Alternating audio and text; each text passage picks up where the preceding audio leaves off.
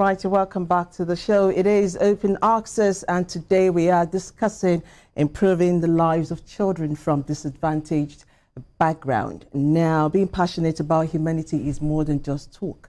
Taking that step to act is what makes the difference. And when an individual or an organization takes a decision to take that step to not only changing of lives, but also expanding their horizon, they are worthy of a mention. That is the case of Bunmi Adedayo Foundation. Adedayo Foundation.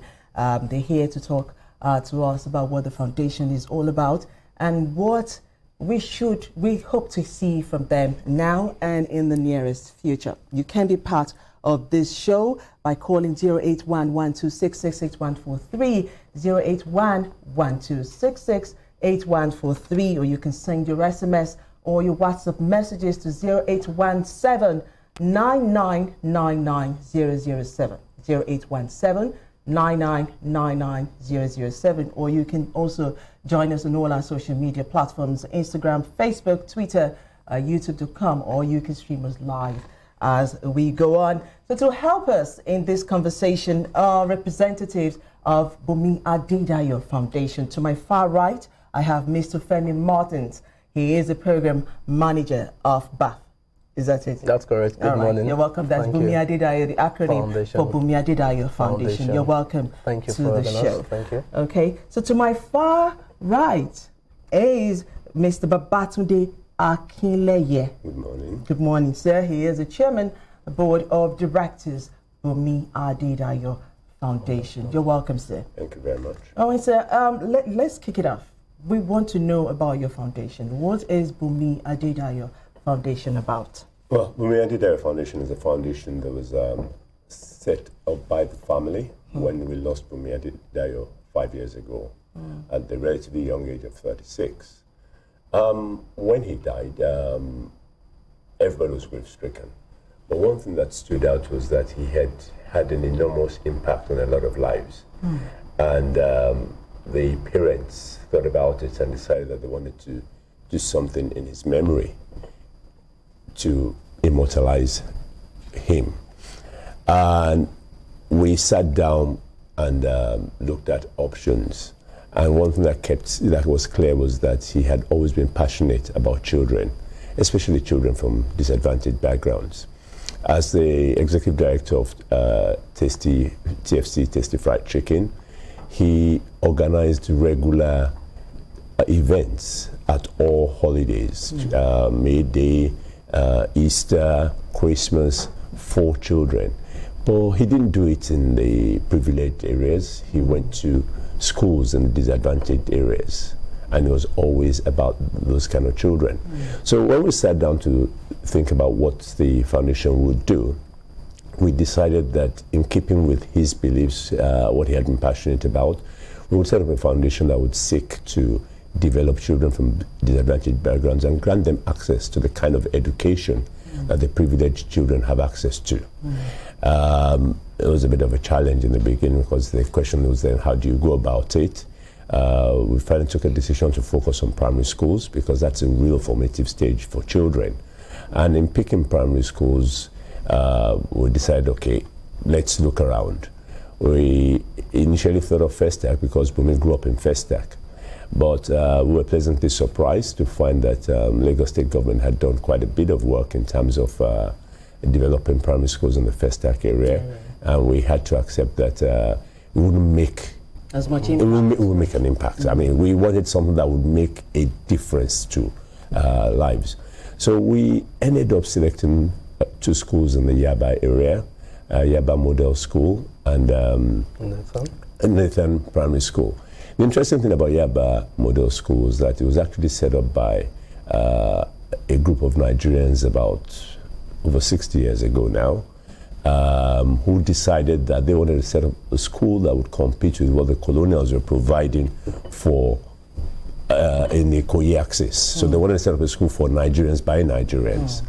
And it was amazing what they actually did. But over the years, it had become run down. It become a den of inequity. You had all kind of miscreants hanging around. Even the people in the neighborhood were afraid to pass by. At 1 o'clock or 2 o'clock in the afternoon, the miscreants would go and tell the children, go home. Time to go home, we're taking over. It was that bad. So we looked at it and felt, okay, we could make a difference here. And with the cooperation of both the parents and the community, we have made a substantial difference in the area. And that was the beginning of yes. of Bath. All right, Mr. Martins, you're the program director. Manager, okay. Tell us more about what you do. He has outlined, you go to schools that have obviously been run down, and you try to refurbish them. What are the things do you do when you take up a project like a school, for example? Okay, thank you. The foundation has a holistic approach. Okay. So we don't just go to a school and renovate it only. We take on the school, we do a holistic assessment of the school needs, which would cut across the infrastructure needs and the content needs. As a matter of fact, the foundation operates under 2 focus areas. The school improvement program and the content enhancement program. So the renovation of schools, provision of infrastructure, library facilities, ICTs and so on fall under the school improvement. While the content aspect, we all know that the pupils depend on the teachers for knowledge. So if the teacher is not well built, it then affects the quality of learning for the pupils. So we have, as part of our flagship projects under the content enhancement, teachers training, we organize extra classes for pupils in primaries 5 and 6, and which has actually led to getting 3 scholarships for children. That's 3 6-year scholarships in the secondary school for 3 outstanding pupils. So our projects go into the core of these children. The overall objective is that by the time they're leaving primary 6, transiting into secondary school, they should be properly formed. So overall, we want to improve the learning outcome of primary education. We do not want children that pass through primary school to still come out and have challenges with reading, with understanding logic, mathematics, and what have you. So the foundation has tremendously invested in content. And what are we doing? We're partnering with Lagos State at the moment. Of course, we want to go across Nigeria. We're partnering with Lagos State at the moment to train public primary school teachers. That aside from the school renovation and what have you, we're training teachers so that they can deliver better in the classroom. In the classroom. So teachers who are already under the employment of Lagos State government, you go around the schools to train them. I was going to ask that question when you were talking about content. If you didn't have a clash, with Lagos State's Ministry of Education, for example, because then you're looking at the curriculum, you'll be overviewing the curriculum. We've actually partnered with SUBEB. We've partnered, and they've been a very fantastic partner. They've been very supportive. They've granted us opportunities, and they've been very receptive to it. And I think we actually have a situation where we started out with Yaba, but now I think we're covering about 5. How many schools do you have now? We have 5 schools. 5 adopted schools. 5 adopted schools. Yeah. But the teachers we're training come from, I think, a total of about 20 or 30. 18, 22. Yeah. Different schools. Different schools. Yes. So it cuts across. So, because what has happened was when we started with the Yaba one, SUBEB looked at us and said, listen, we'd like you to expand. But we then need to be careful. We don't want to go beyond our capacity.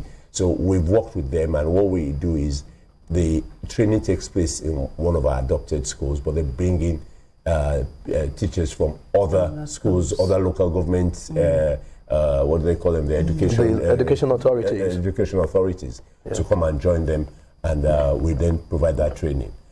I can't help but think about you going into you gave an example of going to the Yaba area where you had miscreants around. What's that experience like for you? I think it's an experience that can only be conveyed when you see it for yourself. If you see the before pictures and then the after pictures. First and foremost is when we finished with the school, it compares with any private school anywhere in this country. Structure-wise, content, everything. We then had a situation where families, parents were withdrawing their children from the private schools in the area. You don't say? Yes, and brought them to this public school. The reached a situation where they had to start constraining admission. Whereas in the past they didn't have enough students. They now have a situation where everybody wants to attend. Is it free? It's free. It's a regular Lagos State school. It's just another Lagos State school. Seriously? Yes, yeah. It's just another public school. Oh, okay. But the interesting thing is, one thing we pointed out to the community is that we can help you, but you've got to help yourselves. You've got to so they've developed a sense of ownership about the school. And also protecting. Yes. So they actually, the Parenting Association is involved. They look after, they contribute to sustain. Because we pointed out to them, we'll help you take it up to the stage, but we don't want to get stuck on one. We want to do as many as possible. So you must join us to carry it along. And you have a situation where even the teachers are ready to contribute towards running the school properly. Yeah. So everybody has a sense of ownership and pride in what they have now. And I think that's a key thing. It is. We must applaud you. That's huge that you're doing. All right. Recently, the Literacy Day was celebrated with the theme Literacy in the digital world. Now let's go digital. Okay. How digital is Bunmi Adedayo Foundation when it comes to all of this? I'm putting it at the back of my mind that it is free. But then again, I know you're in collaboration with the Lagos State government. So how are you able to achieve all of this? Okay. First, we, like the board chairman said, we thank SUBEB, Lagos State government, for being very cooperative, because if they did not give us a platform to go into the schools, we won't be able to do as much as we have done.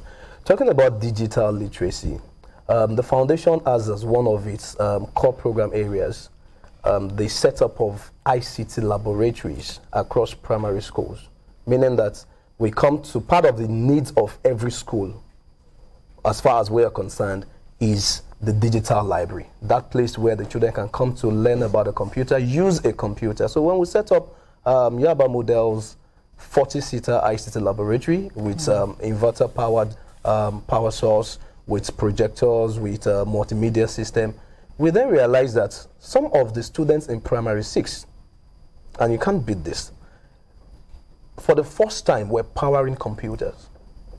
And they've been attending like a community, like a local government-wide computer center for years.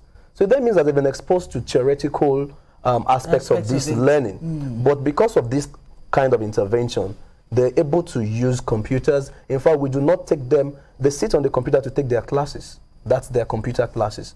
And they have an opportunity How many computers we have 21 computers at the ICT laboratory at Yaba Model, and that's for most of the classes, because they come in batches. You have a child to a computer, but where you have so many pupils, then you have 2 children to a computer, and that's way, way, way better than where they're coming from, where you have like 15, 20 children clustered around one computer. So we are digitally concerned, and we are launching in the next 1-2 years, 2019, 2020, part of our plan is to replicate this project across 3 other schools, so that we can have cluster schools around, like 5 schools, 6 schools coming together to use that computer facility. So we're digitally inclined. One thing you did ask is how are we able to do this? And at this point in time, I think it's important to recognize the contribution of various sponsors, because it's a totally sponsored organization. The seed funding came from the family, but we have had substantial contributions from various organizations and individuals, and that's what's brought us to where we are today. And what we find is the more people know what we're doing, the more they see the impact we make, the more willing they are to support and contribute to it, and that's what has enabled us to achieve what we have done today. Interesting, fantastic. So far, in all that Bunmi Adedayo Foundation has done, which would you say is your most the investments that you have that's most significant? For me, there are two. There are two. The first one is the very first pupil we got a scholarship for. And what happened was at the launch, we had somebody who owns a school, Neanda International School. she offered a full scholarship, boarding, books. Secondary school. Secondary school, yeah. 6 years, everything, all found. But she said to us that, condition, you are not going to select a student and send a student to me. You're going to send us 10 or 12 students for interview, and we will select the one that will fit in. Because what they wanted, they didn't want a situation where you bring somebody and doesn't fit in or is not able to. They wanted to be sure that a person would actually benefit from it. We then ran our own tests on the students to select the 12, and we found it challenging because we realized that none of them would pass. I mean, we knew that none of them would pass. So we then organized coaching for them, and we spoke to them, they'll give us 6 weeks. We organized coaching for them, and even with the coaching, I think we were only able to send 6 people. There were 6 people. Yeah. Six. Yeah, that we felt. Yeah. Did you feel any sense of failure when that happened? No. This was the very beginning. Okay. So, I mean, all it did was tell us what we were up against and what we had to do. But the beautiful thing for us was that out of the 6 that went, 1 got picked. And at the end of his first year, he practically came out tops of his class. Yep. Right. And has made a significant impact to his family. Now, the other aspect of it is that, which I also find significant, is that when we found out that content was an issue, we sat down and looked at it and said, listen, how do you address a content issue? Basically, we need to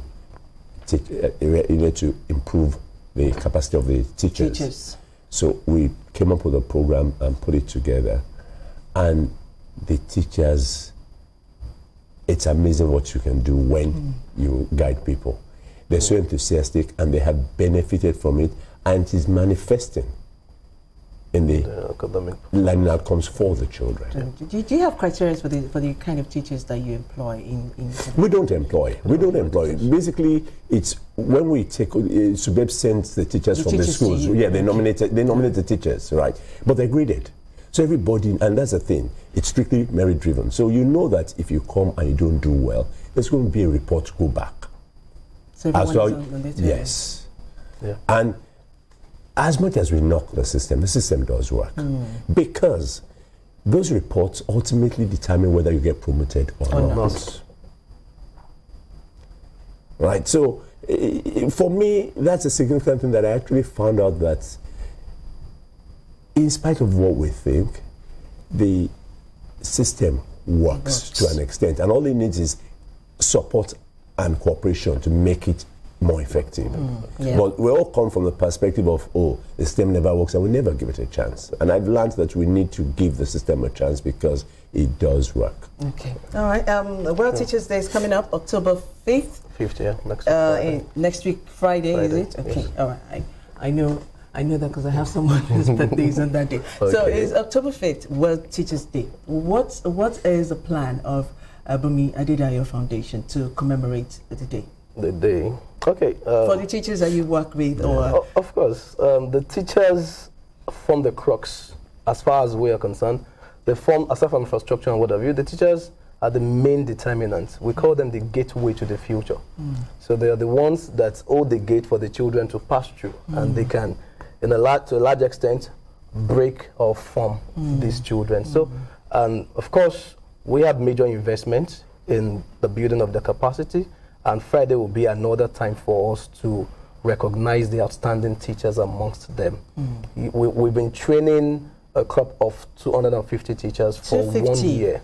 And it's the uniqueness of the training is the continuous form it takes. So it's the same set of teachers that pass, it's like going back to school over again, that pass through 6 different trainings, workshop. And this is not a training where you gather like 1,000 people in the classroom and then you start delivering seminar. No, it's a cohort of 40, 50 teachers that we bring together and take them through. And then, of course, after that, we go through their schools to observe and follow up. So next week, Friday, will offer us an opportunity to appreciate the outstanding ones amongst them and also to throw a challenge out there to the ones that are still upcoming. We're also going to be challenging the outstanding teachers amongst them to take up leadership role. So because you are fortunate enough to have become outstanding, maybe because you're a faster learner than the others and so on, you must then lend a hand to those who need to still come up to your level. The whole idea is leave no one behind, because quality cannot be substituted, and we must ensure that quality goes round amongst Lagos State teachers and also across Nigeria. All right. I'm going to throw this question at you, Mr. Babatunde Akinleye. Now, you're just still located within Lagos State, and you said, yes, you have plans to go outside of Lagos State. How soon will that plan materialize? When can we begin to see you up north, for example, or in the southeast, collaborating with state governments? The criteria for whatever we do is, one, we're working with public schools. So we need the support of the relevant public schools.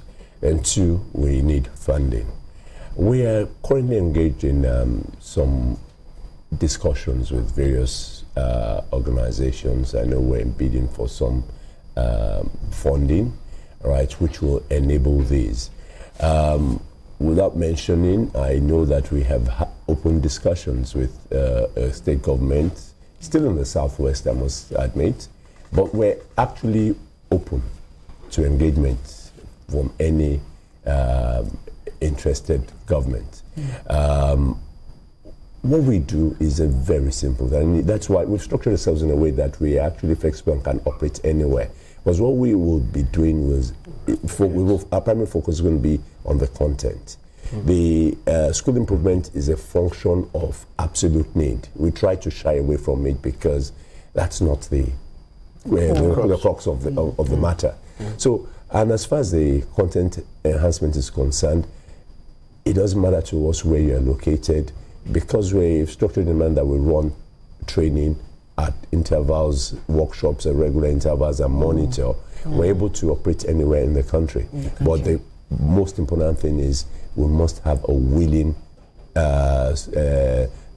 schools education board. What's the universal? We must have a willing SUBEB, like Lagos has been. I will keep on quoting the Lagos one. They're a fantastic board for us. Where we are today is a function of the support we have gotten from SUBEB. Because when we started, people were quite skeptical that the government would never cooperate. Now, who should make the move first, you or the? No, that's why we're putting it out there. We're putting it out there either way. I mean, I'll tell you something. The schools, Yaba Model School won, what was it? The best school in Lagos State? Yes. And then they went up for the national one as well. So other people are seeing the outcome, right? And what I'm saying is any SUBEB that's interested is free to engage us. The challenge you have is there are 36, there are 5 other SUBEBs, and then plus federal capital, that's 36. It's a bit difficult if you don't know who to contact. With the Lagos example, for example, we didn't go directly to SUBEB because at that time we didn't even know what SUBEB we need to go to. And then we got referred over the time before we ended up with SUBEB, and we realized SUBEB was the body to work with. So we're making efforts on our part, but we're also putting out there that any SUBEB that is interested should please feel free to contact and also, us. in addition to that, it could also come from the private sector. So there are private sector organizations who have education as part of their corporate social responsibility focus areas. So if you love what we do and you want to make an impact in early childhood education, why not? Feel free to get in touch. Because what we also offer, and I'm actually talking to a couple of private organizations about this, is that we will replicate what we have done for you. For what we have done in your name, right?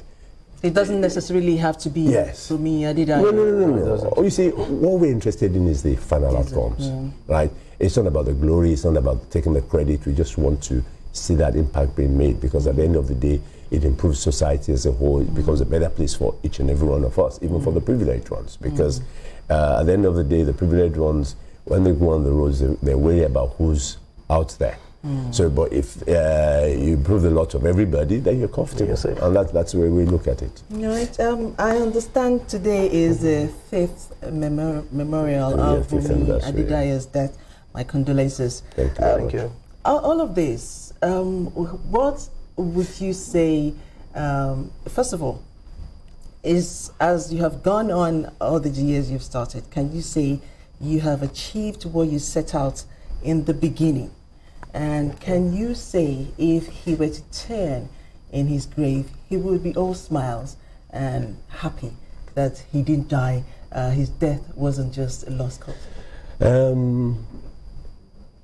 Without being immodest, I'd like to say that we've actually exceeded at this point in time what we thought. I mean, it's taken a life of its own.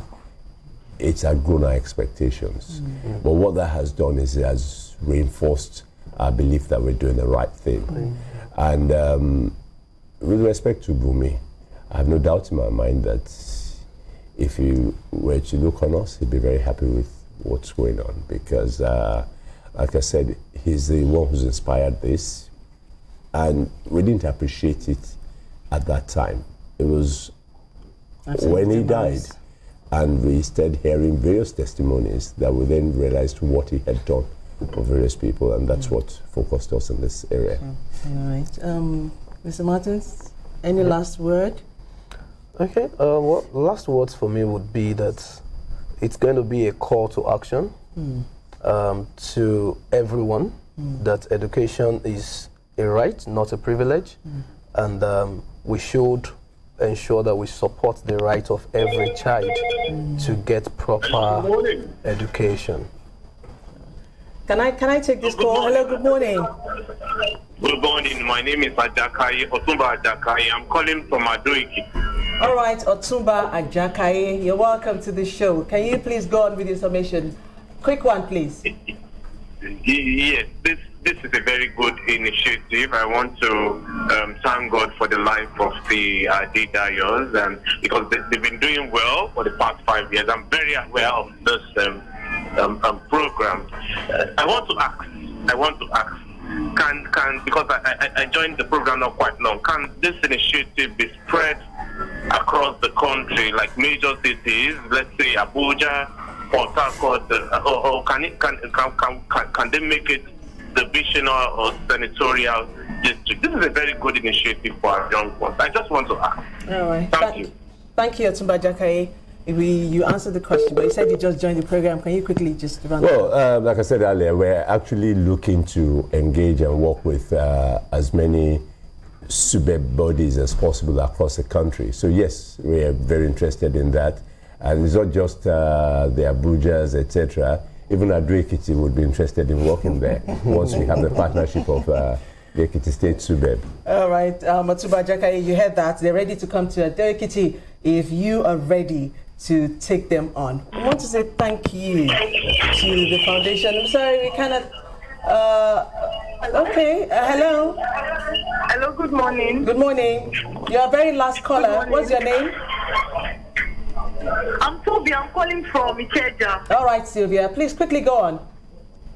Yes, I appreciate the show you're doing on Morning the Light. Thank you. And I also appreciate the BA Foundation. But I would also like to ask the Adedayos that what more can they do to improve the lives of disadvantaged children?